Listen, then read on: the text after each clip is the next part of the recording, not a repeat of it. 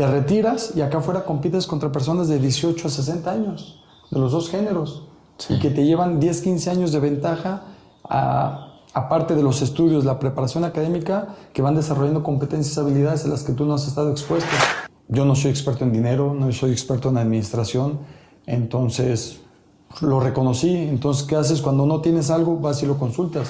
Cuando nos hacen propuestas atractivas, que el rendimiento va a ser altísimo, pues es muy fácil que tomemos la decisión tal vez. Y cuando alguien sensato nos plantea una estrategia financiera donde puede haber una utilidad, un crecimiento, pero va a ser lento, paulatino y a largo plazo, no es tan atractivo y a veces por eso se rechazan. Pero sin embargo sabemos que el número mágico no existe, no está allá afuera y a veces no contamos con quien nos ayude a discernir esa toma de decisiones. Hola, soy Arturo Juárez y este es mi podcast Zona de Campeones, en el que cada semana tengo un invitado que nos comparte su fórmula del éxito. Y en esta ocasión tengo un invitado muy especial, Israel Villaseñor. Israel nació en San Julián, un pueblo de Jalisco, pero desde muy pequeño supo identificar sus objetivos y sabía que su sueño era convertirse en jugador de fútbol profesional. Y es así que a la primera oportunidad toma un vuelo con rumbo a los Estados Unidos en busca de alcanzar todas sus metas. Él sabía que no habría retorno hasta lograrlo. Más tarde se incorpora a las fuerzas básicas de Chivas, para después pasar al Veracruz, donde debutaría en Primera División. Así su paso por el fútbol tuvo lugar en equipos como San Luis, Morelia, Tecos, Jaguares de Chiapas, hasta que al llegar a Puebla y después de convertirse en campeón de la Copa MX, decide retirarse, motivado por una invitación del Club Atlas a formar parte de su cuerpo directivo. Actualmente, Israel es el director de gestión deportiva de esta institución y fue pieza clave para conformar el grupo que lograra el campeonato recientemente después de 70 años. Israel es un apasionado de la lectura, una persona que le gusta prepararse. Además de hablar 3 idiomas, todos sus amigos lo identifican como alguien muy estudioso. Estoy seguro que muy pronto será reconocido como uno de los mejores directivos del fútbol mexicano. Y por qué no, del fútbol mundial, porque a él le gusta soñar en grande. Así que te dejo para que escuches la historia de alguien que es experto en visualización y que nunca se rinde hasta convertir sus sueños en objetivos y metas. Israel Villaseñor. Hola amigos, bienvenidos a una entrega más de su podcast Zona de Campeones. Y en esta ocasión tenemos un invitado de lujo, como ya es costumbre en nuestro programa. Y esta vez es Israel Villaseñor. Fue arquero, fue un jugador de Primera División y hoy es directivo de un equipo que ya nos platicará él, pero que acaban de lograr algo que hacía 70 años no se lograba. Así que bienvenido Israel, gracias por estar con nosotros. No saben la de anécdotas, de conocimiento que Israel nos puede compartir, así que no se pierdan nada de este programa. ¿Qué tal, Arturo? Primero que nada, muchísimas gracias por la invitación y muy contento de estar aquí y compartir una tarde más juntos. No, pues gracias a ti, es un honor tenerte por aquí. Vamos a platicar de muchas cosas muy interesantes de tu carrera, de cómo es la vida de un jugador que después se convierte en directivo, pero además todo lo que hay en medio, ¿no? Para llegar de tener un sueño en la infancia, de convertirte en jugador, cuáles son los pasos que seguiste, que cada persona que viene aquí nos platica un poco sobre ese proceso para llegar o tener acceso a esa zona de campeones, a la que tú llegaste como jugador, hoy también como directivo, pero que sobre todo admiro que eres un campeón en toda la extensión de la palabra y en todas las áreas de tu vida. ¿Qué te parece si empezamos para que nos cuentes cómo llega ese sueño de un día ser jugador? ¿En qué momento y cómo empieza ese camino hacia todo el mundo del fútbol?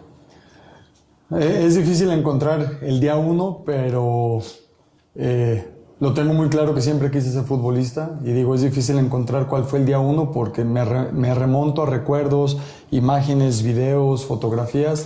Y desde muy pequeño ya traigo una pelota entre las manos, jugando con ella con los pies. Y a partir de ahí yo comencé a manifestarlo, a evidenciarlo en todo mi entorno que yo quería ser futbolista. Con los amigos, con los primos, invitándolos a jugar, participando en todos los partidos que organizaban ahí en el pueblo. Y después, conforme fui creciendo, lo seguía verbalizando y lo seguía diciendo a todas las personas. Entonces, ahora que recapitulo cómo fue todo, entre la voluntad que yo tenía de ser futbolista, de querer ser futbolista, y el ir preparando, acondicionando mi entorno, que ellos tampoco me permitían que a lo mejor en algún momento yo diera marcha para atrás, me seguían estimulando y se genera ese círculo virtuoso de que te empieza a invitar a seguir tu sueño y tu camino, que siempre fue de ser futbolista profesional. Qué bien. Sí, San Julián, ¿cierto? San Julián, en Jalisco, ¿no? De ahí eres. Y efectivamente, como dices, cuando tú le platicas a alguien como tu sueño o cuál es tu proyecto, como que se vuelve un mayor compromiso, ¿cierto? Y la gente te va viendo de cierta manera y te compromete a seguir yendo hacia ese sueño, ¿no? Hasta que alguien de plano pueda desistir, ¿no? Pero mientras tanto, estás comprometido a llegar a eso, como que te comprometes con la gente, en este caso, pues con tu familia, primero que nada, con los amigos e incluso en este caso, como dices, con la gente del pueblo. Sí, pues, mira, es interesante, o sea, cómo verlo ahorita en esta retrospectiva, y te voy a poner una analogía de porteros. Hoy en día existen nuevas metodologías para entrenar a los porteros y hay un área que se llama la neurociencia. Y hoy en día nos explican cómo algunos ejercicios de los porteros tienen una razón de ser y está vinculado con la neuroplasticidad del cerebro y todo. Dices, pues es lo que yo hacía cuando ejercía como portero, pero ahora ya está muy explícito y muy estudiado. En mi caso, eso que decíamos de estarlo verbalizando es cuando tú terminas generando un espejo en las personas en quien te quieres convertir. Tú les dices quién quieres ser y ellos ya te comienzan a tratar como esa persona. Entonces después ya no sabes si tú te empujaste o ellos te empujaron, pero como tú lo estás verbalizando, lo estás diciendo, ya ellos te tratan como tal, entonces ya tienes un compromiso de comportarte como tal y se vuelve un círculo virtuoso en este caso. Es lo que te iba a decir, además de verbalizarlo, los actos, ¿no? Tus acciones, porque yo recuerdo también de niño que mis vecinos, o yo recuerdo mucho, por ejemplo, los señores de la tiendita de la colonia donde vivía, que en algún momento me dijeron, es que tú vas a llegar muy lejos, vas a viajar por el mundo, vas a conocer otros lugares, vas a triunfar. Y de repente, cuando lo veo en retrospectiva, digo, o hicieron que me la creyera, o yo hacía algo para que si yo tenía 8, 9, 10 años, me vieran de determinada manera diferente al resto de los niños que estábamos ahí en la bolita, ¿no? Sí, justamente eso. Dices, hicieron que me la creyera, después yo actuaba en consecuencia y ellos se la creían que yo sí iba a llegar y se vuelve un círculo virtuoso en ese sentido. Te generan confianza, autoestima, determinación y también en los momentos complicados ese compromiso de que ya se manifestó, ya lo dije y ahora cumplo y el valor y te apoyan y te estimulan, te motivan y se genera esa dinámica positiva. Sí, muy interesante. Oye, recuerdo una anécdota que platica tu mamá, que si recuerdo bien, fue creo que en tu primera comunión, que el sacerdote pregunta, ¿y qué van a hacer ustedes de grandes? Sí. Y que tú dijiste que ibas a ser futbolista. Sí, hicimos una primera comunión simultánea, 4 primos y yo éramos 5 que estábamos haciendo la primera comunión y el sacerdote comienza a preguntar a cada uno de nosotros qué queríamos o qué íbamos a hacer de grandes. Y pues mis primos hicieron las respuestas tradicionales, médico, ingeniero, arquitecto, abogado, y cuando llega conmigo digo, futbolista profesional. La gente en la iglesia se rió, no porque no me creyera, sino se les hizo simpática mi respuesta, y me pasó un episodio similar en la graduación de la secundaria también. En la dinámica de graduación preguntan a algunos al azar, y cuando me preguntan a mí, doy la misma respuesta. Entonces fue esa parte del compromiso y cuando uno habla se compromete, ya lo exteriorizaste y te genera compromiso, o sea, necesita valor, pero lo tienes que ir respaldando constantemente. Claro, y además de ese compromiso con la gente, me parece que vas poniendo tu enfoque en algo, ¿no? Entonces pones tu enfoque, pones tus pensamientos, tus acciones y te van llevando a ese tipo de resultados que es el que estás buscando. Sí, sí, y fíjate, no lo había visto de esa manera, pero efectivamente te permite tener un target muy claro, un enfoque. Entonces todos tus esfuerzos, todos tus pensamientos, todas tus acciones van encaminadas a ellos y no tienes fugas de actitudes, de pensamientos y de acciones que no te pueden llevar a eso y termina siendo ese enfoque. Yo creo que toda persona que se proponga algo con toda la convicción, determinación y voluntad lo puede conseguir. Pero debes de estar entregado al 100% y toda tu fuerza va a hacer que lo consigas. Pero necesitas esa determinación y ese enfoque. Claro, por ahí decía Henry Ford, ¿no? Hace muchos años, que si crees que lo vas a lograr, estás en lo cierto. Y si crees que no lo vas a lograr, también estás en lo cierto. Sí, la verdad tiene mucho sentido esa expresión. Sé que siempre fuiste un tipo de, lo eres hasta la fecha, un tipo de trabajo, de disciplina, de ir por más, pero me llama la atención, platicaba por ahí con uno de tus primos, con Exxon, que seguramente el día que hagamos una serie también de empresarios, los tendremos seguramente por aquí de invitado, y él decía, ¿sabes qué? Es que Isra no era a lo mejor el más técnico, y pasa con muchos jugadores, ¿no? O sea, que he escuchado la misma historia, pero sin embargo era un tipo aferrado, disciplinado, y si lo tenía que hacer 50 veces o 100 veces lo hacía. Me hizo recordar mucho el libro este que tú leíste también, el de Agassi, que alguna vez lo comentamos, ¿no? Cuántas veces le tenía que pegar a la pelota, pues todas las estrellas, ¿no? Tiger Woods. Acabo de ver la película de King Richard, ¿no? El tema de las tenistas. Entonces, eso comentan de ti, ¿no? Que eres un tipo de trabajo y que vas y que vas y que vas y hasta que lo logras. E incluso platicando con Marín, tu esposa, también me dice, no, es que él es un terco y hasta que le salen las cosas. Sí, por eso me estaba riendo, que sabía que podíamos llegar a ese punto, y toda virtud tiene su precio. Para algunas cosas aplicadas es una virtud, en otras pues, tiene sus consecuencias, pero sí, efectivamente, si platicamos con la gente de mi entorno, mis amigos, mis primos, los equipos de fútbol en los que estuve, nunca fui el más sobresaliente. Sí puedo decir que era de los más tercos, de los más motivados a jugar, los que estaba incitando y los que disfrutaban mucho y la pasión de estar ahí. También yo creo que es una virtud reconocer tus carencias y tus limitaciones, las tienes que compensar de alguna manera, y eso es muy similar a lo que vemos hoy en día en los procesos de las fuerzas básicas. Pues vemos que hay muchos talentos, pero los que podemos decir que él va a llegar porque lo evidencia en ese momento por el talento nato que tiene, no siempre es el que llega, porque a lo mejor no tiene otras competencias que le van a permitir sobresalir en ese ecosistema.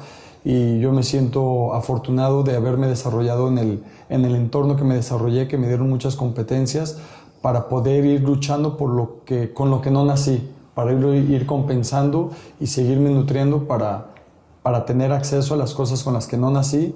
Y sí, efectivamente, nunca fui el más técnico, y eso te lo pueden decir en todos los equipos de fútbol en los que estuve, tal como me describió Edson en ese equipo de infantiles en mi pueblo, te lo pueden decir cualquier compañero que tuve en primera división. Acabo de estar con Omar Flores en Barcelona, que está estudiando por allá, y en mi reciente visita comentaba cosas de esas, ¿no? Que te admiraba por estudioso, por lo que haces, por el empeño, y por ahí llegó a tener ese tipo de comentarios también. Entonces, como dices, seguramente si se preguntara entre tus compañeros van a comentar que al final tú llegabas al resultado vía trabajo, ¿no? Y cuánta gente o cuántos ídolos, ¿no? Que hoy son ídolos. Yo lo comenté ya por aquí en algún capítulo del podcast también, pero ahorita que vuelves a tocar el tema, que en algún momento cuando Héctor Herrera acaba de llegar al Porto, lo visité y en una cena con él y con su esposa comentaba y hacía mención, ¿no? Y mencionaba 3 jugadores por lo menos y decía, mira, en juveniles, en infantiles eran unos cracks, mucho más técnicos, mucho mejores, más talento. ¿Por qué yo estoy acá y ellos no? No lo sé. Y seguramente sí lo sabe, y debe ser trabajo y debe ser perseverancia. Yo te conocí pues ya hace más de 10 años y me acuerdo que eras un tipo que llegaba antes que todos, que entrenaba más, que hacía una prepráctica, una pospráctica, que te metías a la terapia, que tenías que hacer lo que fuera, pero tenías que estar al nivel de tu equipo y siempre apoyando. Entonces eso lo tengo claro. Sí, no sé si por ahí alguno se ha dicho, ¿y cómo era como portero? Hablaba bien inglés. Sí, no, pero efectivamente, yo creo que es algo que tuve muy claro, mis limitantes, las condiciones que no tenía, entonces reconocí, asumí y acepté que tenía que trabajar más que los demás en áreas que tal vez los demás daban ventaja, y pues yo no me iba a permitir explorar esas áreas y ver que estaba esa oportunidad y dejarla pasar. Entonces lo que los demás no hacían, yo procuraba hacerlo, y me permitió disfrutar una carrera bonita, una carrera que disfruté, que no me puedo quejar, y estoy muy contento de haber vivido ese proceso. Muy bien, oye, pues hablando ya que mencionaste el tema del inglés, que ahorita me recordé que fui a Dallas por esta afición que tengo al fútbol americano, Fui hace un par de meses a Dallas. Bueno, ya un poco más, como 3 meses anduve por ahí en Dallas y me encontraba a Dani Hernández y me dijo que había jugado contigo en Jaguares. Y lo primero que dijo fue, me impresionó cuando llegué yo de Estados Unidos y que el portero, que era Israel Villaseñor, hablaba perfecto inglés. Y bueno, ya saliste ahí al tema y le dije que también que trabajaba también contigo, todo esto, pero siempre te has dedicado mucho al tema del estudio, los idiomas. Bueno, tienes una esposa francesa que ahora hablas francés perfecto y bueno, nos coincidimos, ¿no? en un curso por ahí en República Checa y tú hablabas, pero como tu lengua nativa ahí con los franceses que asistieron al curso. Entonces, qué bueno que siempre te preparas y que te gusta estar yendo más allá. Pero regresando al tema del fútbol, ¿cómo empieza ese sueño? Ok, lo declaraste, querías ser futbolista, pero ¿cómo llega ese momento? Sí, es inquietud. Sí me considero una persona inquieto en muchos sentidos, de aprender, de crecer, de hacer, de no quedarme atorado. Y llegó el momento que sí me lo dije, a ver, si yo quiero ser futbolista, realmente, ¿qué acciones tengo que hacer? Ya lo dije, ya lo mencioné, ya lo verbalicé. Y llega un momento que te tienes que desprender de muchas cosas para dar ese paso. Adquieres unas y dejas otras. Entonces comencé a dar esos pasos de acercarme al fútbol profesional, a hacer visorías, a irme a probar, estar con compañeros que hacían pruebas en distintos equipos, hasta que finalmente me aceptaron. Pasé por varias pruebas en Tecos, en Atlas, en Chivas, y poco a poco fui haciendo mi camino hasta que por fin ya pude decir que tengo un registro en primera división, tercera división, segunda división, después primera A en ese entonces en Tijuana, y así es como comencé a labrarme el camino ahí en la portería. ¿A qué edad empiezas en Fuerzas Básicas? Ya grande, a los 17 años. Hoy no entiendo cómo lo conseguí, porque te das cuenta que la captación de talento ya comienza a edades muy tempranas. Nosotros en Atlas tenemos niños de 8 años. Entonces dices, por ejemplo, a mí ya me llevarían 10 años de ventaja de entrenamientos, de disciplina, de estructura física, de coordinación, de percepción. Entonces, el fútbol ha ido evolucionando. Yo empecé a los 17 años a poder ejercer un entrenamiento profesional y nutriéndome de lo mismo, buscando aprender conforme iba ejerciendo. Estaba entrenando, veía lo que hacía el compañero de al lado, conceptos básicos de la portería que yo no sabía hacer, pero me tenía que ir forzando para recuperar el tiempo que yo no tuve de esa formación que compañeros que tenían 5 años ya ejerciendo en Fuerzas Básicas, yo tenía que entrenar el doble. Lo que hacía en el entrenamiento y aparte visualizando lo que tenía que hacer al siguiente día para alcanzar a los de al lado. Digamos que para alcanzar esa te llevaban cierta ventaja, ¿no? Porque ellos empezaron a entrenar antes. ¿Tenías algún patrocinador, alguien que te impulsara? Desde luego tu familia. ¿Cómo fueron esos momentos cuáles Fuerzas Básicas? Si tú estabas en San Julián, ¿a dónde tenías que ir? ¿En qué momento te tienes que ir de tu casa como les pasa a los jugadores en donde no hay un club de primera división en su ciudad o como en este caso en su pueblo natal? Sí, pues efectivamente, yo creo que todo reside en la familia. En la familia, si contara todas las anécdotas, que hoy son anécdotas, pero en su momento peripecias por las que tuvo que pasar para que me pudieran dar acceso a tan solo considerar que podría ser futbolista profesional, es increíble todo lo que hicieron por mí. Y más allá de lo material o de lo económico, es los riesgos que ellos tomaron por atreverse a permitir que su hijo cumpliera su sueño. O sea, desde permitirle que se suba a un avión e irse a Estados Unidos a vivir con una persona que nadie conocía. Yo no hablaba inglés y me fui a Estados Unidos un año. Yo no hablaba inglés, nunca me había subido a un avión, no sabía a dónde iba. Es una oportunidad que me llegó de una beca que en ese tiempo nomás fue por teléfono y todo era apoyado y respaldado por mis padres. Una beca de irte a jugar fútbol y a estudiar en Estados Unidos. Así es, me fui a los 16 años a estudiar y a jugar fútbol en Estados Unidos, que hoy por hoy fue una experiencia sobresaliente, magnífica, fue un parteaguas en mi vida, en la concepción del mundo y de lo que está allá afuera, y es a partir de ahí que yo regreso y digo, el mundo es mucho más allá que mi pueblo, el el pueblo es mucho más allá de lo que había conocido hasta ese momento. ¿Qué voy a hacer yo para tenerlo y para ser parte de ese mundo, para integrarme y sobre todo que integrar mi sueño en mi realidad? Y así es como lo fui consiguiendo. Entonces me parece que ese es un momento de inflexión en tu vida, ¿no? Definitivamente. Donde dices, ok, me subo a ese avión, voy a entrenar y voy a estudiar, aprendes el inglés también allá en esta oportunidad y regresas ¿a dónde? Bueno, ahí te quiero aprender eso, de aprender el inglés. Efectivamente, no lo estudié, lo aprendí. ¿Cómo? Porque yo me tocó ejercer el último año de high school, que es el grado 12. Entonces yo veía clases de gobierno, matemáticas, historia, geografía, pero todo en inglés. No me enseñaban el inglés.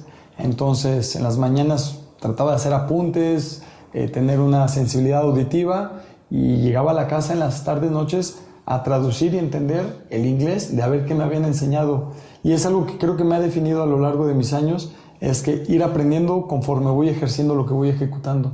O sea, no descarto ningún momento, ningún instante para estar aprendiendo y así es como aprendo el inglés. Realmente también de esas hay muchísimas anécdotas que tuve mis incidentes por no dominarlo en su momento y de ahí es cuando yo regreso a México y regreso con esa inquietud. Bueno, pues sin duda un proceso full immersion, ¿no? Como dicen los americanos. Y te tocó aprender pues a la mala o a lo mejor a la buena, creo porque sí aprendiste muy rápido. Y me queda claro que eres un autodidacta, ¿no? Que siempre estás aprendiendo y aprendiendo muchas veces por tu cuenta.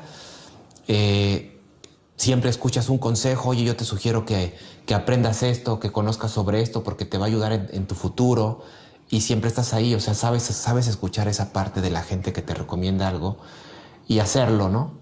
Y además tienes un criterio para que sin consejo también estar ahí, siempre estar ávido de leer, de aprender. Y eso es buenísimo, pero en este camino me parece que bien dices, mi familia sacrificó, pero también, pues irte digo, tú ya te fuiste a los 17 años, pero en esta carrera hay gente que se va mucho más joven, ¿no? Qué bueno que a ti te tocó eso, pero incluso tú yéndote a los 17 años, me comentaba, creo que tu hermano Abraham, me decía, oye, no tengo recuerdos de mi hermano de la infancia, porque se fue, yo tenía 5 años.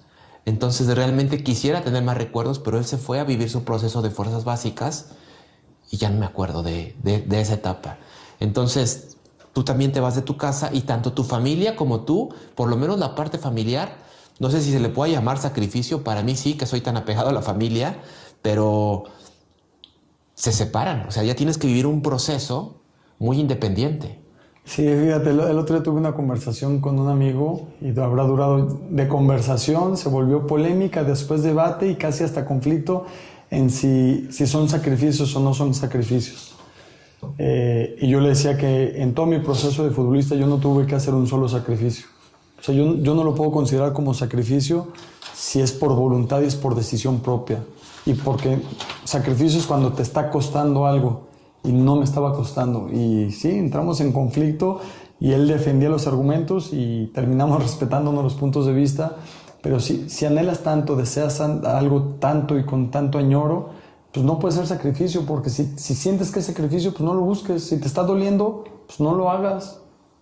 Pero pues a mí no me dolió nada del proceso. Es difícil, es complicado, pero yo radicaría la palabra sacrificio de esa parte del proceso. Claro, cuando algo te apasiona lo disfrutas, ¿no? O sea, a mí a veces me dicen, oye, y no te cansas de viajar, oye, y lo sigues disfrutando. Y yo les digo, ¿sabes qué? El día que lo deje de gozar, de disfrutar, que no me apasione mi trabajo, lo voy a dejar de hacer. Porque así realmente nunca trabajo. O sea, todo el tiempo estoy disfrutando de la vida porque me apasiona lo que hago. Me apasiona en este momento estar aquí, ayudando a la gente a que crezca, que por medio de esto se superen. Entonces, pues no, sí, la verdad es que lo disfruto mucho y el día que no lo haga, lo voy a dejar de hacer, porque a mí me encanta ser un tipo feliz y creo que cuando haces lo que te gusta, pues te mantienes feliz. Qué bueno que lo viste así. Recuerdo, ya pues estas anécdotas nosotros las hemos comentado en privado y me acuerdo de que alguna vez dijiste, yo sabía que el día que me subí a ese avión, sabía que no iba a regresar a mi casa. Y así fue.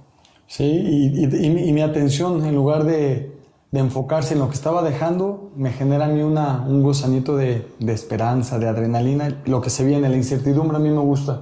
me siento cómodo en la incertidumbre, en lo que sigue, en lo que viene, en lo que está por llegar, porque tengo una tendencia a un pensamiento positivo, que tiene su precio. Para algunas cosas tener una tendencia al pensamiento positivo, pero ha traído mayores efectos, y cuando estaba en ese avión me enfocaba, lo describiste muy bien hace rato, en lo que podría ser, en lo que podría llegar, y sobre todo en lo que me correspondía a mí para que lo que llegara fuera bueno. Y sí, yo supe que fue un punto de inflexión, y a partir de ahí cambió en gran parte de mi vida. Qué bueno. Bueno, sin duda hay toda una teoría, ¿no?, del pensamiento positivo y el agradecimiento y esperar que lo que viene es algo todavía mejor a lo que tenemos. Entonces, sin duda eso ayuda siempre al perseverante, al optimista, a seguir consiguiendo mejores resultados. Y qué bueno que tú tienes esa mentalidad.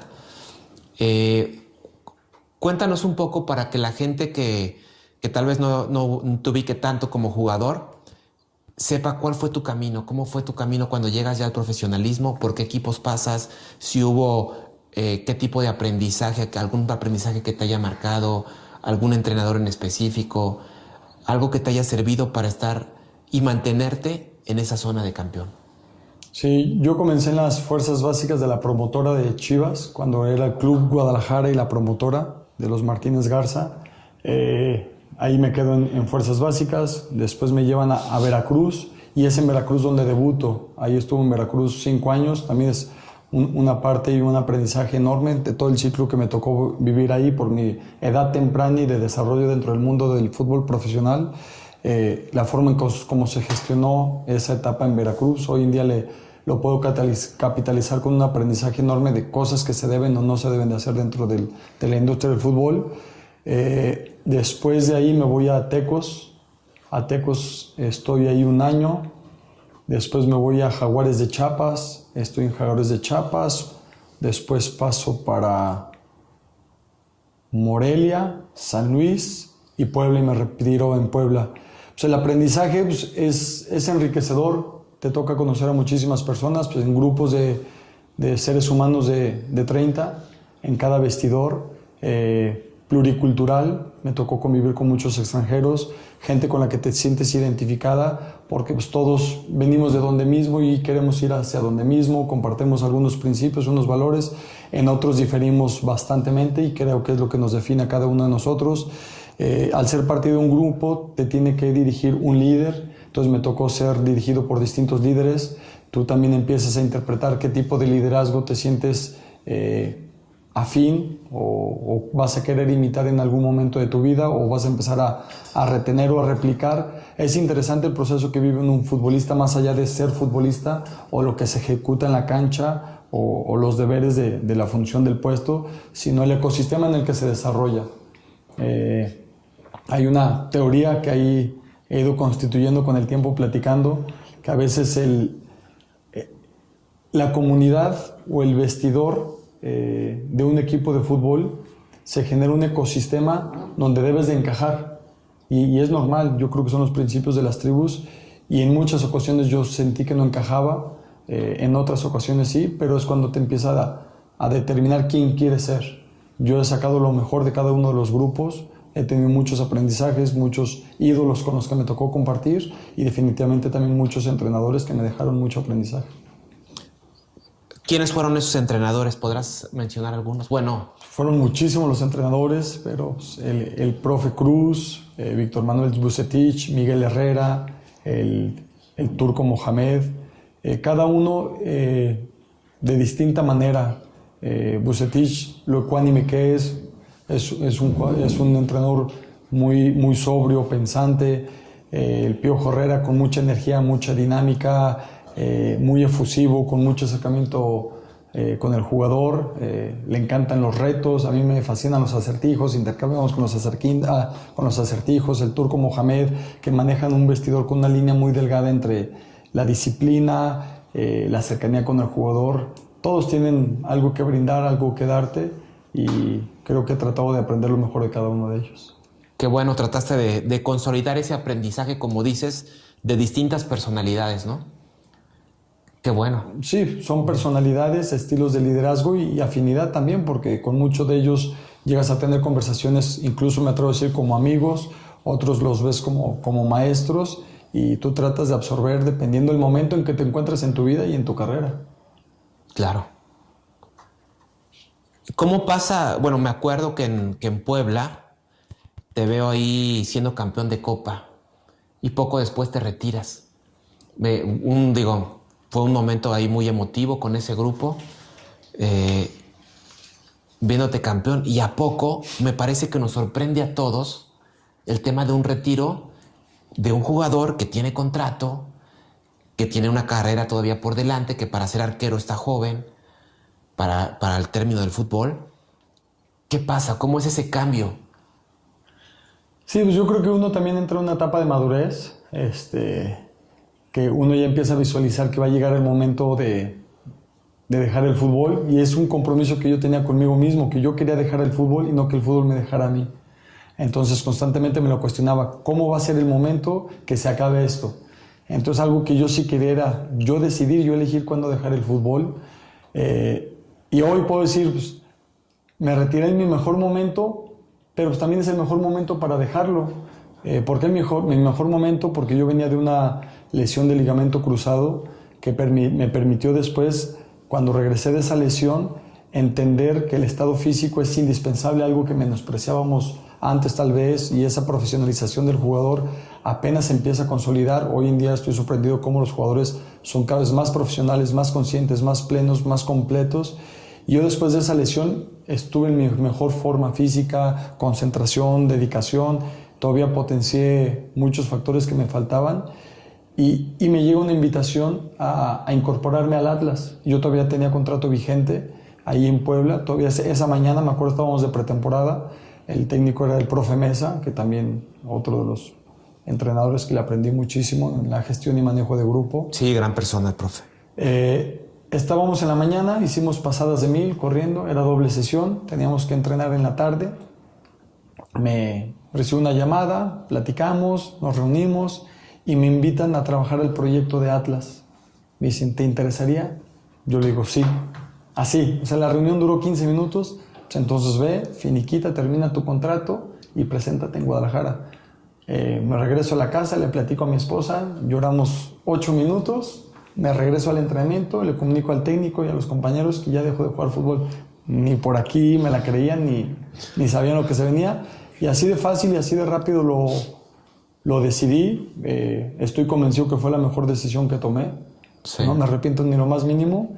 Y sí, fue bastante rápido, pero no me sorprendió. Es algo que yo venía planeando, esperando, y cuando lo vi dije, es esto lo que yo estaba buscando. Sí. Bueno, yo me acuerdo mucho de ese momento porque no sé si un día después o ese día me llamaste y me platicaste. Oye, ¿qué opinas? Me están ofreciendo esto. Pero yo creo que al igual que a tu entrenador y que a tus compañeros, me sorprendió. O sea, a mí me quedaba claro que para los grupos en los que estabas, dicho por tus compañeros, no por mí, independientemente de que seas cliente, amigo y que te aprecie, pero dicho por tus compañeros, siempre eras el preparado, el estudioso, el líder, el que conciliaba incluso intereses entre un grupo, porque como bien dices, hay distintos intereses y distintas personalidades dentro de un equipo. Entonces no me extrañaba esa propuesta, pero sí me sorprendía que fuera tan rápida. Yo sabía que en algún momento tú te ibas a convertir en lo que eres hoy, ¿sí? Un directivo, y un directivo exitoso por cómo te manejabas, ¿no? Y tus compañeros, te digo, yo creo que también te visualizaban así, como un día siendo líder dentro de uno de los equipos, ya de la gente de pantalón largo. Pero sí me sorprendió que fuera rápido, que fuera en ese momento, ¿no? Pero sí me acuerdo que me llamaste, me platicaste y que te noté convencido con esa seguridad que te caracteriza, ¿no? Como bien lo dices, que en 15 minutos tú ya les habías dado el sí y empezaba este nuevo proyecto de vida, que era ahora ser, pues, directivo en un equipo. Sí, yo creo que se repite un poquito la historia, así como en su momento yo les decía a todo el mundo en mi entorno que yo quería ser futbolista. Se va contagiando también mientras fui un portero en activo, pues también yo les iba manifestando mis inquietudes, preguntaba mucho a los compañeros más grandes, a los directivos que estaban presentes, a los entrenadores, los bombardeaba de preguntas y cuestionamientos. Pues yo quería seguir entendiendo, comprender cómo estaba el tema del fútbol, la industria, y me seguía preparando porque yo sabía que en algún futuro quería ejercer también dentro del fútbol. Yo creo que por ahí un compañero recientemente en una entrevista de trabajo, cuando lo íbamos a incorporar, dice, pues, ¿qué les digo? Me casé con el diablo, refiriéndose al fútbol. O sea, que es un tema muy peculiar de que eres prisionero de esa pasión, de esa intensidad, de esa adrenalina con sus precios altos, y es algo que también, seamos honestos, que es lo único que sabía yo hacer, que es estar dentro del fútbol. Entonces, si es el único que domino o en lo que estoy, lo quiero hacer de la mejor manera, y por eso busqué estar preparándome, preguntando, cuestionando, y se vuelve a convertir en ese espejo, como dices tú. Yo te veía así cuando dejaras de jugar fútbol. Pues vas creando tu propia imagen en los demás y la tienes que ir respaldando. Sí, bueno, y aquí dos cosas. Primero, pues lo que dijo tu compañero, ¿no? O sea, que te casas con el diablo. Y yo de repente cuando hablo sobre todo con las esposas de exjugadores que se vuelven o entrenadores o directivos, mencionan eso. O sea, dicen, ¿sabes qué? Es que antes llegaba del entrenamiento y se acababa el fútbol. Y a lo mejor íbamos a comer, salíamos, y de repente sí, tal vez iba al gimnasio en la tarde. Pero se volvió entrenador o se volvió directivo, y ahora llega del entrenamiento y ahora comemos fútbol y cenamos fútbol y se duerme y sueña fútbol. Entonces, pues ahí está el diablo, ¿no? Sí. Y que cabe mencionar que cuando me dijo, me casé con el diablo, me dice, y no me refiero a mi esposa, me hizo la aclaración, sino que son ellas las que pagan los platos rotos. Yo creo que ellas se vuelven hasta los angelitos, para aguantarlos y que todo el tiempo estén ahí y apoyándolos. Yo lo viví muy de cerca con tu familia, ahora con el campeonato, después de 70 años, ¿no? De Atlas, que pues tus niños y tu esposa siempre están ahí apoyándote y dándote para dar ese extra, ¿no? En este caso ya de este lado, de fuera de la cancha, ¿no? Con tus compañeros. Pero te decía que eran dos cosas. Primero esa, y después que me hiciste recordar en aquel momento cuando yo fui a dar una charla a ese equipo en el que jugabas, y después de que fui a darles un curso, no recuerdo bien qué fue, ustedes viajaban de visita y te encuentro en el aeropuerto y te encuentro leyendo Soccernomics. O sea, un libro que fue, independientemente del fútbol, tiene que ver más, sí, con el deporte, pero más con el lado económico y financiero de lo que tiene que ver con el fútbol. Y me llama la atención que estuvieras leyendo algo así. Aparte, no es un libro fácil, ¿no? Y empezamos a compartir sobre el Soccernomics.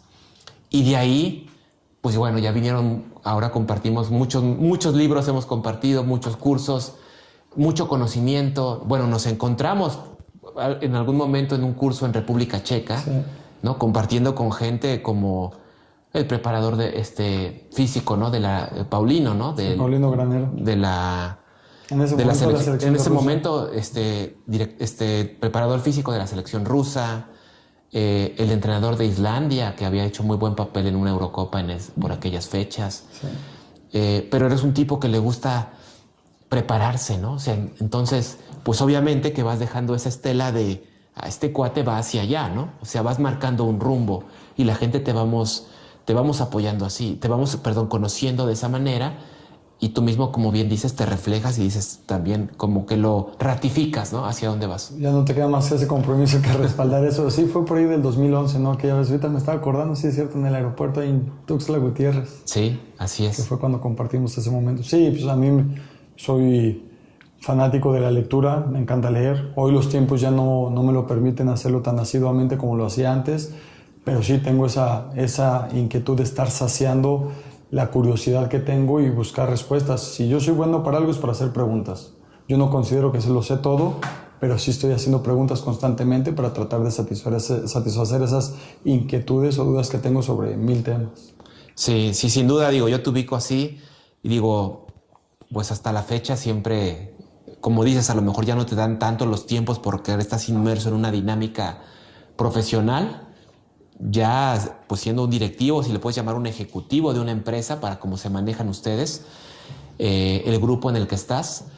Pero sí me queda esa idea, ¿no? De que siempre estás preparándote, buscas mayor aprendizaje, lees y bueno, pues esa vez coincidimos. Yo soy alguien que igual me gusta irme a cursos y sobre todo ahora trabajando con los deportistas trato de estar muy con mucha capacitación muy enfocada al tema del deporte, ¿no? De cómo ayudarlos de una mejor manera al deportista, a los clubes y toda la gente que tiene relación conmigo. Me encontré incluso en algún curso de esos de los que he tomado, a quien pues hoy el presidente de tu empresa, ¿no? En la que estás ahora, Alejandro Iraragorri, me acuerdo, lo encontré si no me equivoco, en un World Football Summit en Madrid, y así me encuentro a la gente de otros clubes, ¿no? De Monterrey, de América, de Chivas, ¿no? Entonces me los encuentro por el mundo y hay que estarse preparando. Pero eso lo has tenido tú desde que eras jugador. Imagínate, me dices 2011, estamos hablando de hace 11 años. Sí, y desde ahí pues ha sido compartir y crecer. Sí. Sí, pues es algo que yo creo que es responsabilidad de cada uno, no quedarse, porque si tú te quedas, los demás siguen avanzando y te van a comer, que es otra analogía que yo hice para estimularme ese compromiso y no quedarme en mis laureles de soy o fui futbolista, es que en el nicho de fútbol pareciera que está muy competido y decimos que solamente llegan los elite, pero si te das cuenta, acá afuera la competencia es aún mayor.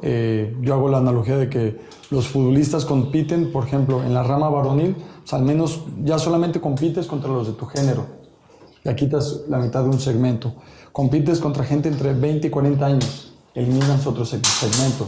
Yo soy portero, pues compites ya entre gente de cierta estatura.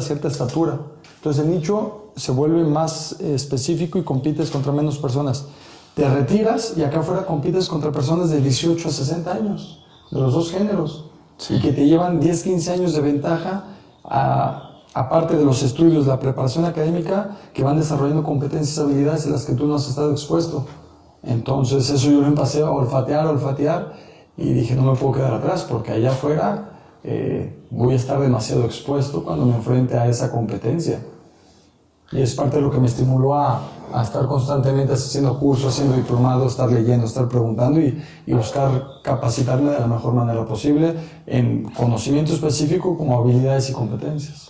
Sí, desde luego, y en cada momento de la vida de un jugador, como bien decías, ¿no? Ahora cada vez el jugador se prepara más, a lo mejor en la parte física, en la parte nutricional, en todo este sport science que ahora está tan desarrollado, ¿no? Pero bueno, yo estuve hace 2 semanas, estuve en la Masía del Barcelona y teniendo una charla con el director de la Masía, me decía, es que el jugador ahora cada vez tiene que ser más atleta para poder competir. Y sí, o sea, cada vez con el involucramiento de la ciencia y todo esto, el jugador tiene que estar mucho más comprometido a la hora de jugador. Y ahora cuando pasas al tema directivo, pues empezar a prepararte ya en otros aspectos. ¿Sí? Como lo hiciste tú, hasta llegar a donde estás hoy.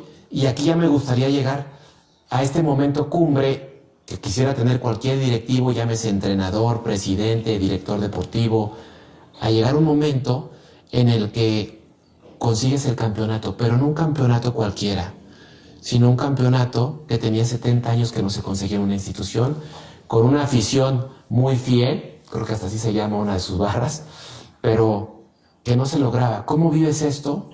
¿Cómo lo vive tu familia? ¿Cómo es este último triunfo en tu vida? Pues sí, es un momento cumbre. Justamente antier, que estaba con un ex compañero, con Edgar Hernández, que también fuimos compañeros de generación, que él sí sigue atajando, Munra le voy a decir ya, el eterno. Le dije, mira, todos los logros materializados o éxitos deportivos que tal vez no pude conseguir como futbolista activo, se centralizan en este momento, en esta explosión de ilusión, de emoción y de pasión compartida con la familia. Yo lo he querido compartir mucho con ellos porque definitivamente ellos han sido parte de este logro, tan solo de entrada nomás por estar al lado, porque si no estuvieran ellos a mi lado no tengo ese motor y esa ilusión, y también porque ellos han sido partícipes de una manera directa o indirecta en mi carrera, en mi desarrollo, en permitirme ejercer esto, y han contribuido en muchos sentidos para saberse partícipes de este campeonato, de este gozo que fue inmenso, y lo hemos disfrutado muchísimo. Qué bueno. Oye, pues saludos a Edgar Hernández, también cliente y amigo, él y su esposa Siganés, también personas también muy inteligentes, muy maduro también Edgar, muy preparado también. Entonces tú sabes que también soy como de elegir a mis clientes, ¿no? O sea, me gusta con qué tipo de personas trabajar y bueno, qué bueno que lo mencionaste para también mandarle un saludo. Estoy seguro que también en su retiro no se va a quedar quieto y seguramente lo vas a tener por ahí. Creo que va para largo unos 5 años. Sí, ¿verdad? Es un tipo muy entregado también al entrenamiento, igual que tú, el primero en llegar y el último en irse. Pero bueno, le mandamos saludos y ahora quisiera pasar más al plano personal. O sea, eres una persona que no se deja caer ante la adversidad, ¿no? Que seguramente el deporte te ayudó a esto, pero si ya te apreciaba y te admiraba, para mí llegó ese momento cuando tuviste la confianza de compartirme una situación familiar que les impactó de una manera muy fuerte, que fue la enfermedad de Ilan. Y verte tan fuerte, ¿no? Obviamente soportado por Marín, por tu familia. Me acuerdo que platiqué con tu mamá, incluso tú todavía ni me compartías y tu mamá me pudo compartir algo, obviamente tus hermanos, Marín, pero que después me compartieras esto y verte afrontarlo de una manera tan frontal el problema, de verdad que es admirable. Sí, no te queda de otra, no te queda de otra. Yo creo que uno no puede esconderse. Como bien lo dices, yo creo que eso ha sido otro punto de inflexión. Si bien uno cree que se ha ido desarrollando, que ha ido adquiriendo conocimiento, información, cuando te llega una situación como esta, es un parteaguas, es un punto de inflexión, pero desde saber quién eres, hasta dónde puedes llegar, a qué estás dispuesto, cuál es tu responsabilidad y también tristemente conocer tus límites.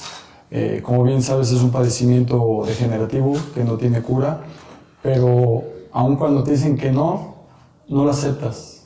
No lo acepto, porque el día que tú lo aceptes, se vuelve realidad, como tantas otras cosas, como la que dijiste de Ford, que si crees que puedes, estás en lo correcto. Si crees que no puedes, estás en lo correcto. Entonces, en ese sentido, sí, llega una etapa como de negación, y yo creo que esos ciclos normales de frustración, pero a partir de ahí, todo paso que des tiene que ser hacia adelante, tiene que ser hacia avanzar, hacia él, hacia la familia, hacia ti. Y si tienes un crecimiento con los obstáculos que te pone la vida día a día, que en este tipo de obstáculos, si tú lo sabes asumir, te permite un crecimiento mayor y no te das cuenta de lo que eres capaz sino hasta que lo vives. Yo alguna vez te compartí la anécdota de un preparador físico, el profesor Ramírez de UCETICH, que una vez me dijo: Israel, ¿sabes? Yo le doy gracias a Dios que me diagnosticaron con cáncer. Yo no concebía como una persona, como un ser humano, me podía dar gracias a Dios. Y me lo llevó a platicar un par de veces y me explicaba sus razones, pero pues obviamente no entiendes. Y con el tiempo, te lo juro que fue algo que me quedó botando en la cabeza y me quedaba botando en la cabeza. Ya, ¿cómo alguien le puede dar gracias a Dios de eso? Y hoy ya te lo puedo decir, ahora ya lo entiendo. O sea, yo también le doy gracias a Dios de esta situación. No que estoy contento que me haya sucedido, que nos haya sucedido a la familia y a mí, pero te permite ser más pleno y ser más consciente. Hoy yo te puedo decir que si no hubiera tenido el diagnóstico, a los 6 años de edad que tiene, yo lo he disfrutado como si él tuviera 25 años de edad. Cada instante para mí vale, cada minuto como si fueran 5 minutos, o cada hora como si fueran 5 horas, y con esa devoción se le entregó a él y a mi hija. Entonces, son unas cosas por otras. Ya lo tienes, enfréntalo, afróntalo y busca sacarle lo mejor posible. Y hoy no me permito dejar pasar instantes sin comprometerme con su día a día. Sé que eres un entregado para tu familia, para que les das momentos de calidad.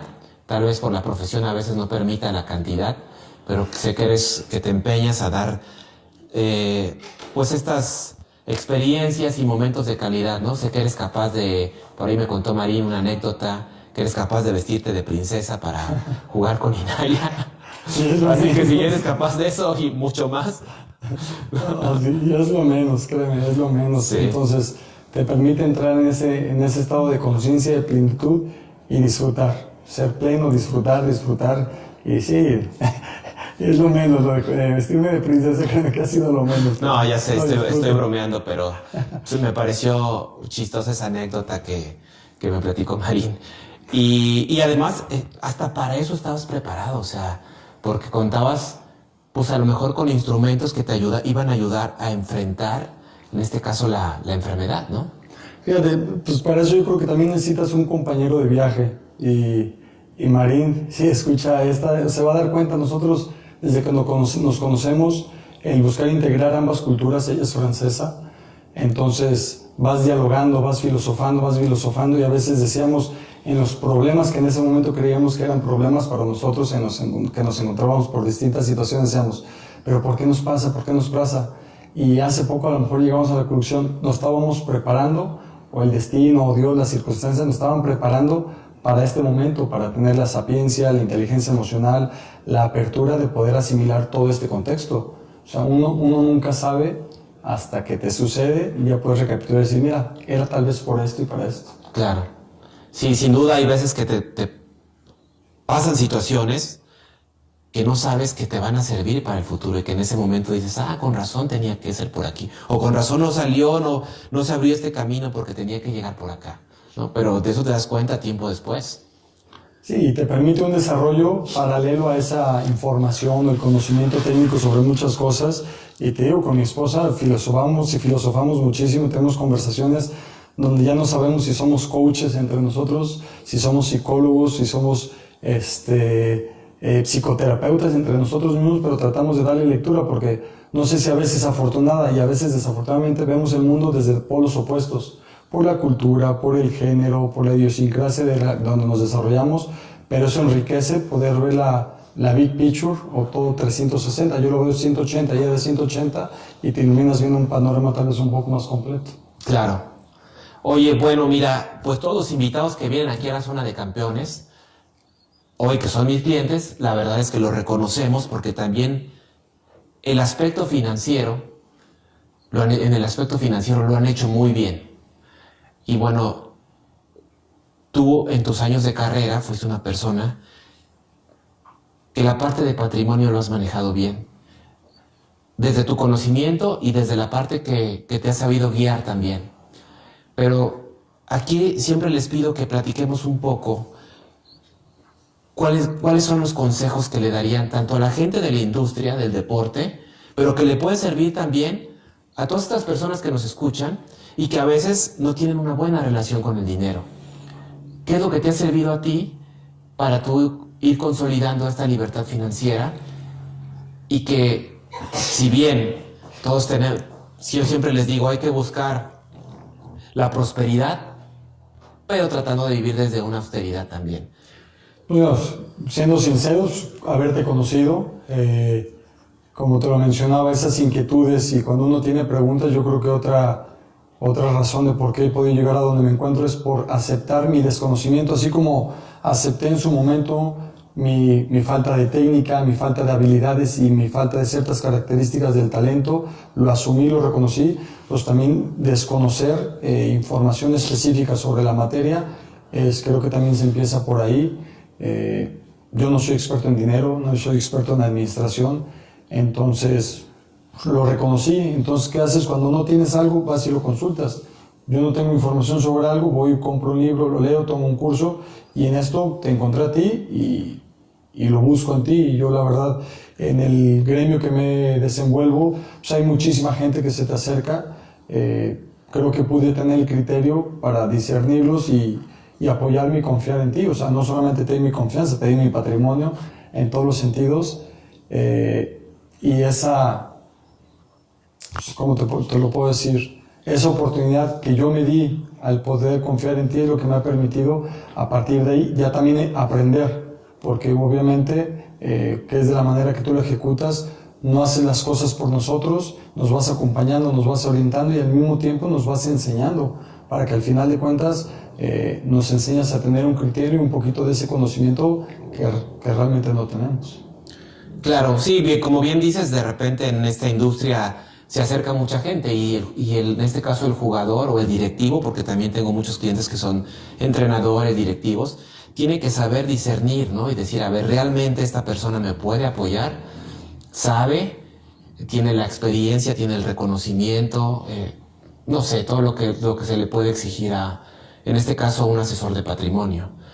Pero sí, tú siempre has sido una persona que sabe, como bien decía en otros aspectos también, escuchar consejos, pero además prepararte, ¿no? Siempre les digo, está ahí, ¿no? Seguirte preparando, y trato de hacerlos también, como bien dices, autosuficientes, ¿no? Y darles ese conocimiento para que sepan tomar decisiones, y ese criterio, ¿no? A la hora de tomar decisiones, independientemente de que no lo hagan solo conmigo. Siempre les digo, tienes que tener controles cruzados, ¿no? Y revisar y investigar un poco. Entonces, me parece pues muy buen consejo, porque de repente pueden acercarse personas que no tengan las mejores intenciones, y algunas que tengan las mejores intenciones, pero no tengan el mejor conocimiento, ¿no? Sí, claro, eso hoy yo ya lo puedo ver con un poquito más de claridad, de entender qué es lo que tenemos que ver ahí afuera, pero sí hay momentos que si no comienzas por asumir y reconocer que desconoces información, te vas a estar tropezando muchas veces. Entonces, busca asesorarte, busca acercarte a gente que sabe, gente que tiene experiencia. Tienes razón, hay gente bien intencionada, pero si no tiene el conocimiento, o hay gente que tiene el conocimiento malintencionada, entonces tienes que buscar la fórmula y la ecuación correcta. Buenas personas con conocimiento que te van a ayudar a hacer una extensión de lo que tú pretendes, porque simplemente es eso, seguir sumando en tu entorno gente de confianza y que te acompañen a hacer mejor lo que ya haces, o a llegar más lejos de lo que tú pretendes conseguir. Sí, si bien digo, cuando yo te conocí empezabas a hacer una estructura de patrimonio, ¿no? Bienes raíces, un poquito por ahí que estabas haciendo, tenías algunos fondos, incluso por ahí algún seguro de retiro, a los cuales les fuimos dando a cada una de estas estrategias que ya traías cierto toque para tener primero una mayor rentabilidad, pero sobre todo una mayor seguridad sobre ese patrimonio. Sí, porque uno es inquieto y ya empiezas a escuchar qué es lo que hacen los compañeros y algo que tú me enseñaste, y pues me acuerdo muy claro cuando ya yo tenía esa capacidad de ingreso y que ya tenía un contexto en el que yo podía comenzar a tomar decisiones importantes para lo que iba a ser mi futuro. Pues que es la tradición de comprar casas, que tú nos dices, sí, comprar ladrillos o ahorrar, pero a veces le tenemos miedo al tema del invertir. A invertir bien. Digo, hemos compartido y platicado muchísimas anécdotas de los errores que se cometen en tomas de decisiones rápidas, tomas de decisiones llevadas por las emociones, y no hay cómo asesorarte para que te ayuden a tener un criterio en lo que va a ser el porvenir y tu futuro, porque tomamos decisiones pensando en el hoy, cuando a veces sí debemos de tener la consideración por lo que está por llegar. Claro. Y te digo, ir puliendo, ¿no? Porque los tiempos van cambiando. Y te digo, yo me acuerdo cuando llegué contigo que traías, te digo, ciertas propiedades que dijimos, mira, estas no te están dando el rendimiento, no están en la localidad adecuada, o no están en el nicho de mercado que te pueda dar mayor rentabilidad. Traías por ahí un seguro que te dije, no, este seguro, aunque lo hayas pagado 5 años, en realidad tú pagaste un seguro de una persona de hasta los 100 años. Entonces eso te quitaba un rendimiento, y cuando te mostraba y te decía, mira, no tienes que saber tanto de finanzas, te están regresando menos dinero incluso del que pusiste en términos reales. Entonces, y no es que sean malos, ¿no? Porque de repente por ahí se escucha, no, es que un seguro que me recomendaron, si te recomiendan uno de estos, un seguro o así de ordinario, que tampoco el producto es malo, pero es enfocado para otro tipo de persona, ¿no? Para alguien que quiere heredar por medio de un seguro. Pero para un jugador hay otro tipo de seguros que son muy buenos, que tú lo viviste y que te dieron incluso mayor rendimiento que lo que te estaban dando tu renta, a lo mejor, ¿no? O fondos indexados con los que hemos trabajado, cosas que, pues a lo mejor, como tú bien dices, si tú te dedicas al fútbol, pues no debes tener este conocimiento, ni siquiera estás obligado. Lo que sí debes estar obligado es en buscar a alguien que te asesore bien. ¿Sí? Si yo quiero saber de gestión deportiva, ¿a quién le voy a preguntar? Pues a ti o a algún otro de mis clientes que son directivos de un club de fútbol o de un club deportivo.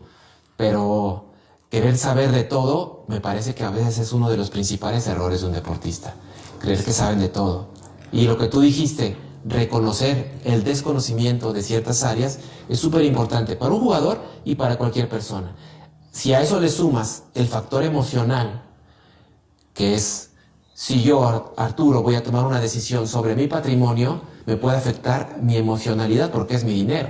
Entonces, cuando yo voy a tomar una decisión importante sobre dinero, también lo consulto con un colega o con alguien de mi oficina, de mi despacho, que me ayude a quitar ese factor emocional. Sí, no, y son muchos principios que si entramos en materia, pues a mí se me han ido quedando muchísimos de esos conceptos y tips que tú nos has estado brindando, que de entrada a veces de algo muy básico, como saber realmente cuánto ingresas, que a veces ni siquiera sabemos realmente cuánto estamos ingresando más allá del salario, sino tal vez otros ingresos pasivos que tenemos ahí y no tenemos el número total, y menos le llegamos a veces a tener claro cuál es el gasto que tenemos mensualmente. Si partimos de ahí, va a ser muy complicado que después podamos tener el criterio para entender si una inversión o de esas famosas oportunidades que nos ofrecen para construir un edificio de departamentos o hacer un complejo de casas donde nos ofrecen rendimientos altísimos, rápidos y que parecen números mágicos. Entonces va a ser difícil que tengamos el criterio para poder constituir una toma de decisiones correcta. Y si bien el futbolista está acostumbrado a tener un flujo rápido de dinero, de volúmenes altos, cuando nos hacen propuestas atractivas que el rendimiento va a ser altísimo, pues es muy fácil que tomemos la decisión tal vez. Y cuando alguien sensato nos plantea una estrategia financiera donde puede haber una utilidad, un crecimiento, pero va a ser lento, paulatino y a largo plazo, no es tan atractivo y a veces por eso se rechazan. Pero sin embargo sabemos que el número mágico no existe, no está allá afuera y a veces no contamos con quien nos ayude a discernir esa toma de decisiones. Claro, bueno, también es la personalidad, ¿no? O sea, un deportista siempre quiere ir por más, pues va a querer meter gol, no se va a esperar al minuto o al segundo tiempo para meter los goles, los va a querer meter desde el primer tiempo. Entonces, pero como te decía, ¿no? Tal vez debes quitar un poco esa emocionalidad, dejarte ayudar y tener asesoría, ¿no? Porque efectivamente, ¿cuál es la probabilidad de que tu primo, tu amigo o el primo de tu amigo te traiga ese negocio espectacular en el que todos quisieran estar, ¿no? Sí, es justamente que ya entrando a esos territorios, a esas zonas, es donde tenemos que consultar a profesionales, consultar a gente experta, porque lo que no nos damos cuenta que en ese momento sí podemos tomar riesgos. Pero lo que estamos catafixiando no es el ingreso del siguiente mes, lo que estamos catafixiando es nuestro futuro. Entonces es la parte que a veces no nos podemos a considerar que este ingreso, este volumen de ingresos está equitativo a tu vida productiva como futbolista y que es muy temprana, sí. 32, 35, 37 años máximo. Entonces es donde sí yo invito a todos a que nos acerquemos a gente que tenga las competencias, el conocimiento, la especialidad y a quien le puedas tener la confianza para diseñar estrategias que ya no son ni siquiera para ti, son para tu familia también. Fíjate que me hiciste recordar un entrenador, digo, no voy a decir nombres, pero me decía en un vestidor, me invitó y me dice, oye Arturo, es que yo lo que les digo es que pongan negocios mientras están jugando, porque aunque no funcionen, si lo pierden no lo van a sentir porque les sigue llegando dinero. Y le dije, no, profe, porque ¿cuántos restaurantes no te funcionaron? Y me dice 5. Pero como sigo teniendo trabajo, no, le digo, pero imagínate si lo que perdiste desde el primero lo ponemos en interés compuesto o en una propiedad o en un fondo de inversión indexado, todo lo que tendrías hoy. Y bueno, ese argentino me dice, no, boludo, pero no lo había visto de esa manera, dice. Dice, imagínate, si tú recomiendas eso al jugador y le dices, hoy puedes perder porque estás jugando, si lo pierdes hoy o lo pierdes al final, la pérdida incluso es superior si lo pierdes desde hoy, aunque estés jugando, al final no deja de ser una pérdida. Entonces, digo, sin menospreciar al entrenador, pero hay que ver de quién toma los consejos, ¿no? Y hoy te puedo decir por qué es más importante eso, porque sabemos que hoy, después de escucharte y tantos años de conocerte, no importa cuánto dinero inviertes, sino cuánto tiempo lo inviertes. Por eso sí entiendo el razonamiento ese, digo, y eso pues tú ya lo hemos platicado muchas veces, de tener ese criterio y verlo de esa manera. Por eso es importante ver las cosas desde un punto de vista que no dominamos nosotros. Claro. Digo, me parece que hoy estás en una posición, ¿no? En la que si siempre te gustó ayudar a los jugadores nuevos o incluso a los grandes, ¿no? Porque compartías este tipo de conocimiento con ellos, creo que hoy estás en una posición de mucha influencia, ¿no? En la que muchos jugadores en activo y exjugadores siguen viendo a ese Israel, el que hace bien las cosas, ¿no? El que dice, el que se asesora, el que se prepara. Y y tienen como ese predicar con el ejemplo, ¿no? Como te decía, buscas la abundancia, pero tratas de vivir en la austeridad, 2 o 3 escalones abajo de lo que pudieras vivir. ¿Por qué? Porque de esa manera vas a poder vivir toda la vida, aun aunque no tuvieras trabajo, como cuando eras jugador. Pero si no haces eso y quieres estar viviendo siempre muy por arriba o te quieres comparar, como hacen muchos jugadores, oye, apenas debutaron y quieren darse la vida que tiene la estrella del equipo y que gana a veces hasta 10 veces de lo que gana un jugador que acaba de debutar o más, pues puede ser de esas fórmulas para el fracaso, ¿no? De empezar a querer gastar más de lo que realmente puedes, sin proyectar pues una vida que te queda por delante.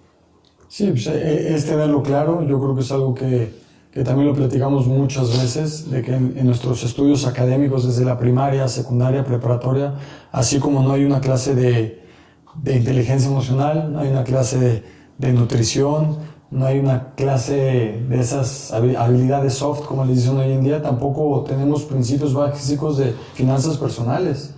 Entonces, ¿por qué asumir que las dominamos? Y como bien lo dices, a veces son criterios o tips muy básicos para tener una relación más amigable con el dinero que te puedan facilitar tu porvenir y tu calidad de vida y la percepción en cómo tienes tu patrimonio. Claro. Bueno, Isra, pues te agradezco todo lo que hablas aquí para las personas que nos acompañan y que nos dan su preferencia de escuchar el podcast. Estoy seguro que todas estas vivencias, toda esta experiencia que tienen de ti, por ahí vamos a compartir el podcast próximamente y que les sirva, ¿no? Tanto gente del fútbol como la gente o las personas que no están tan relacionadas directamente con el deporte, pero que pueden aprender mucho de toda esta experiencia que tienes. Quisiera despedir, como siempre, este capítulo, que nos hagas una recomendación de un libro que te haya dejado algo para que te sirva para seguir estando siempre en esta zona de campeones y además algún consejo o frase que te haya servido. A ver, el libro, cuando lo comentaste, rápido se me vino uno a la mente, se llama Despertando a tu gigante interior, de Anthony Robbins. Y frase, ahorita que estuvimos durante el podcast, yo creo que hay algo que me ha definido mucho y a lo que recurro como un mantra, y que fue una frase que me decía mi mamá todo el tiempo: todo pasa por algo, todo pasa por algo. Y con el tiempo yo creo que la he ido desarrollando, y es el compromiso y la responsabilidad que tenemos, es todo pasa por algo, pero lo que me queda a mí hacer es ¿para qué pasa? El por algo ya pasó, por algo, y eso no depende de mí, y lo tengo que asumir, lo tengo que aceptar, pero el ¿para qué pasa? Esa sí es responsabilidad mía, y yo creo que es la frase que quisiera compartir, o el consejo, el comentario que quisiera dejarles es: para algo pasan las cosas, pero eso nomás depende de ti mismo.